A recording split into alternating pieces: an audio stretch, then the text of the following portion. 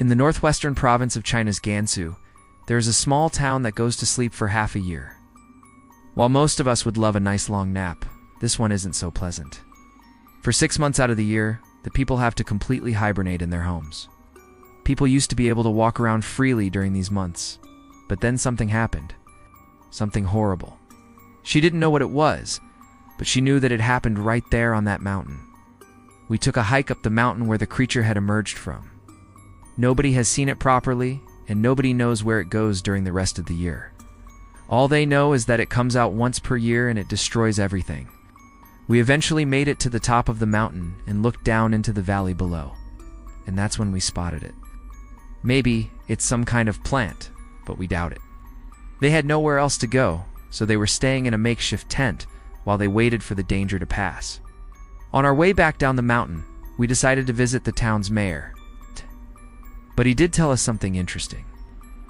Apparently this worm is attracted to light. So every year when it starts coming out of its hole, the townspeople light massive amounts of incense to distract it. It doesn't work all that well though, and the worm still manages to destroy a lot of their town before it heads back into its hole. It kept going until it finally reached the center of our perimeter, and that's when we struck. We set off fireworks in its face, blinding it with bright light and deafening noise. The worm screamed in agony and tried to escape, but it was too late. It had walked right into our trap and we had just woken it up. We wanted to see if there was anything that we could do to help, but he didn't seem very interested in helping us. He said that he didn't want outsiders to know about this problem, but we had already seen enough to know that it was real. So we decided to interview him anyway. We asked them if they had any food or water and they said no. They hadn't eaten in days. Felt sorry for them, so we gave them some supplies that we had brought with us.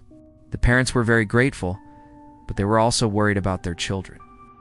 They said that they were scared about what might happen to them, and they were getting weaker by the day.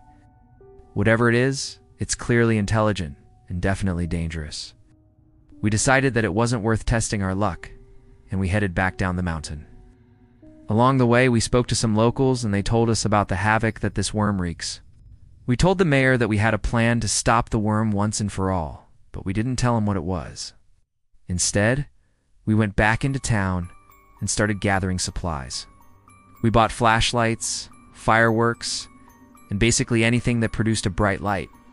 Then we set up a perimeter around the town with all of our lights, placed them in trees, hung them from buildings, and set up tripods to make sure that they were stable. According to them, the worm emerges from its hole and proceeds to lay waste to the entire town.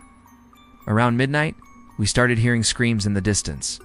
At first, we thought that it was the worm, but it sounded angry. Very angry. Then we saw it emerge from its hole.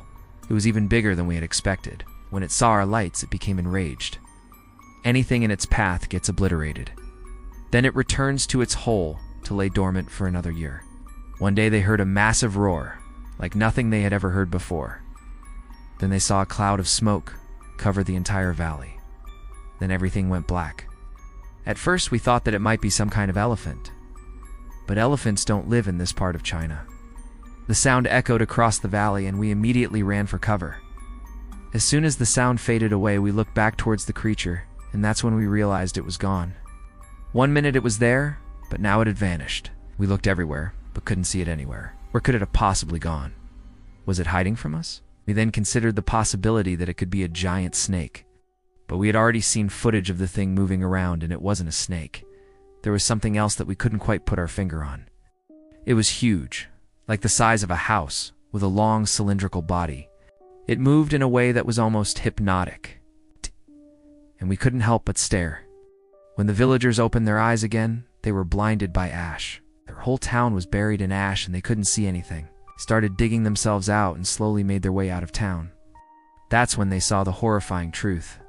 They can't go outside without risking their lives. So why do they stay inside? What is happening outside? And how are they surviving? The worm ate everything in its path. Houses, trees, even people. It kept eating until it finally slithered back into the hole and disappeared. Since then, this creature has returned every single year, forcing the people to hide away in their homes for 6 months out of the year. They only emerge once the danger has passed. We sent our team to this town to find out exactly what's going on. This is a town that sleeps for 6 months, and what wakes it up? We found this place by complete accident while we were filming another video in China. Yes? It was a town like any other, but when we stopped to ask for directions, the locals told us something strange. The people here spend 6 months every single year sleeping and hibernating in their homes. They can't leave because there is a deadly monster outside that will kill them. Now, obviously we didn't believe them, thought they were joking or trying to mess with us. But then we met an old woman who told us her story, and we realized they weren't joking at all. She said that she remembered a time when things were different. The old woman said that the ground had split open and a giant worm had come crawling out. So we decided to take a look ourselves. But what's really crazy is that nobody knows what this creature actually is.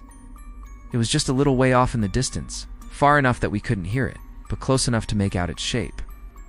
Then suddenly, the thing lifted its head up and let out a massive roar. The locals say that this thing is too powerful for them to fight back against. In fact, nobody even knows if it's alive or not. As we were walking, we came across a family whose home had been destroyed by the worm. They promised to return once the danger had passed, and we left them to it. He told us that he didn't know what the worm was or where it went during the rest of the year. This got us thinking. If the worm is afraid of light, maybe we can use this to our advantage. When the night came, we lit up every single one of them. Then we waited, and waited and waited. The worm started smashing into our lights, knocking them over and destroying them.